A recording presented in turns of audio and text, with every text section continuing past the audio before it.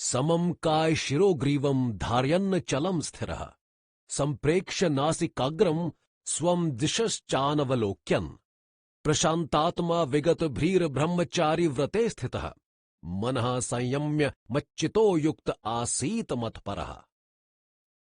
पदच्छेद। समम अर्थात सीधा, काय शिरोग्रीवम अर्थात बदन, गर्दन और सिर को, धार्यन अर्थात रखता हुआ, अचलम अर्थात निश्चल, स्थिर अर्थात दृढ़तापूर्वक ठहरे हुए, संप्रेक्ष्य अर्थात दृष्टि जमाकर, नासिकाग्रम अर्थात नाक की नोक को, स्वम अर्थात अपनी को, दिशा अर्थात दिशाओं को, च अर्थात और, अनवलोकयन अर्थात नहीं देखता हुआ, प्रशांतात्मा अर्थात सम्यक प्रकार से शांत अंतःकरण वाला, विगत भी अर्थात भय रहित, ब्रह्मचारी व्रते अर्थात ब्रह्मचर्य के व्रत में, स्थितः अर्थात टिका ठहरा हुआ, मनः अर्थात मन को, संयम्य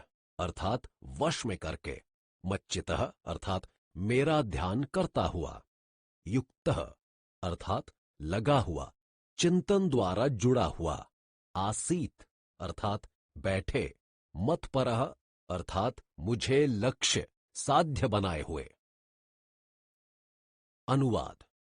पूर्वोक्त आसन पर जिस स्थिति में अधिक काल तक आराम से स्थिर बैठा जा सके, उस स्थिति में बैठकर साधक अपनी काया, कमर और गर्दन के बीच का शरीर भाग, गर्दन तथा सिर को अर्थात गुदा से ऊपर सिर तक के शरीर को सीधा एवं बेहिला डुला रखते हुए स्वयं अपनी जगह दृढ़तापूर्वक ठहरे रहकर तथा अपनी नाक की नोक पर दृष्टि जमाकर अन्य दिशाओं को अर्थात किसी अन्य ओर इधर उधर न देखते हुए अति शांत अंतःकरण वाला और निर्भीक ब्रह्मचर्य व्रत धारण किए हुए मन को वश में करके मेरा ध्यान करता हुआ और मुझे साध्य बनाकर सदा मेरे ही चिंतन से संलग्न हुआ बैठे।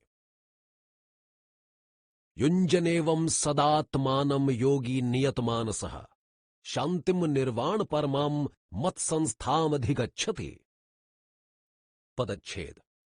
युञ्जन अर्थात जोड़ता, लगाता हुआ, एवं अर्थात इस प्रकार, सदा अर्थात निरंतर, आत्मानम अर्थात आत्मा को, योगी अर्थात ध्यान योग का साधक, नियतमानसः अर्थात भलीभांति वश में किए हुए अंतःकरण वाला, शांतिम अर्थात शांति को, निर्वाण परमाम अर्थात परमानंद की पराकाष्ठा वाली को, मत संस्थानम अर्थात मुझ में रहने वाली को, अधिगच्छति अर्थात प्राप्त होता है।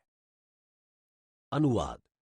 भलीभांति वश में किए हुए अंतःकरण वाला ध्यान योग का साधक इस प्रकार अपने आत्मा को निरंतर मुझ परमेश्वर के स्वरूप में लगाता हुआ मुझ में रहने वाली परमानंद की पराकाष्ठा रूप शांति को प्राप्त करता है। टिप्पणी। ध्यान योग का प्रकार और फल बतलाने के उपरांत भगवान अब ध्यान योग के लिए उपयोगी आहार, विहार एवं शयनादि के नियमों के विषय में कहते हैं। नात्यशंतस्तु योगोस्ति न चैकांतमनश्नतः न चाति स्वप्नशीलस्य जाग्रतो नैवचार्जुन। पदच्छेद।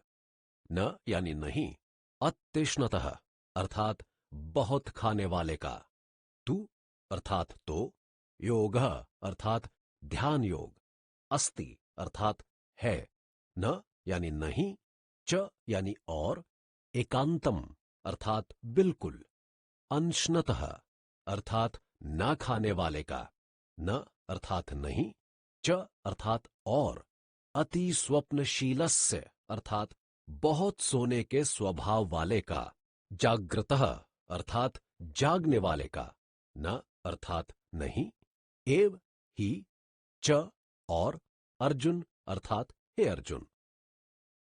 अनुवाद। हे अर्जुन, यह ध्यान योग ना तो बहुत खाने वाले का और न ही बिल्कुल ना खाने वाले का तथा न बहुत सोने वाले का और न ही बहुत जागने वाले का सिद्ध होता है। अर्थात इन सब के द्वारा यह योग संपन्न होना संभव नहीं। टिप्पणी। केवल ध्यान योग में ही नहीं बल्कि जीवन के सभी क्षेत्रों में अतिशय और अनियमितता दुख एवं कष्ट के हेतु होते हैं। साफल्य साक्षात्कार के लिए संतुलन एवं निग्रह नितांत वांछनीय है। ध्यान योग को ही लीजिए, इसके साधन में खाने पीने तथा सोने जागने में अतिरेक एक दुस्तर बाधा है।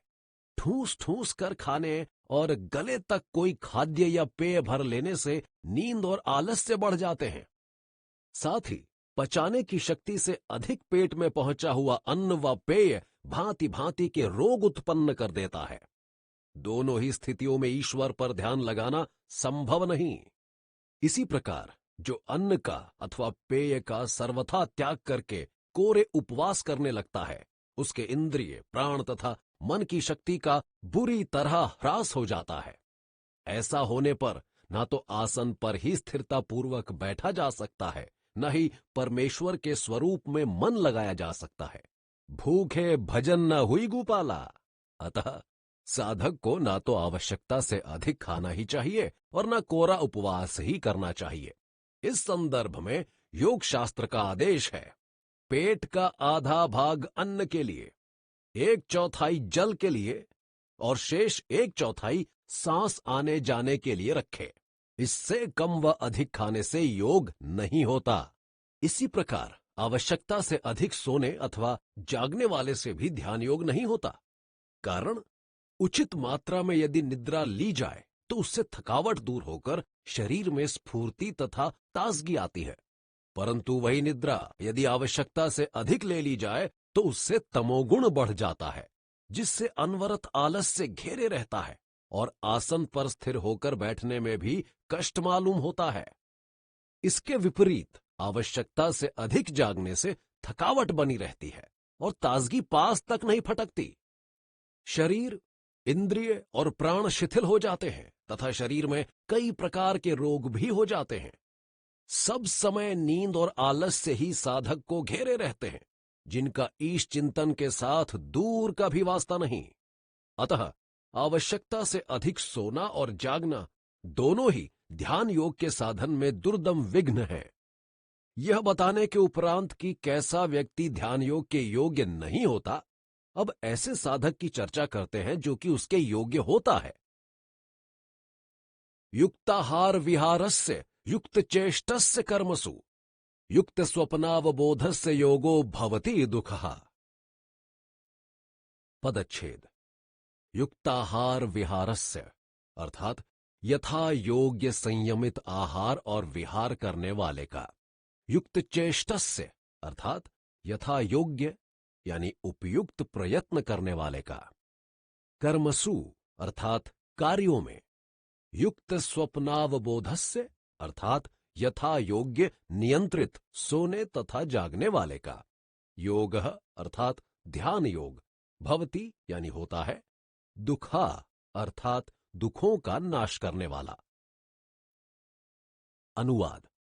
दुखों का नाश करने वाला यह ध्यान योग तो यथा योग्य संयमित भोजन और भ्रमण करने वाले का, कार्यों में यथा योग्य उपयुक्त प्रयत्न करने वाले का तथा यथा योग्य नियंत्रित सोने तथा जागने वाले का सिद्ध होता है।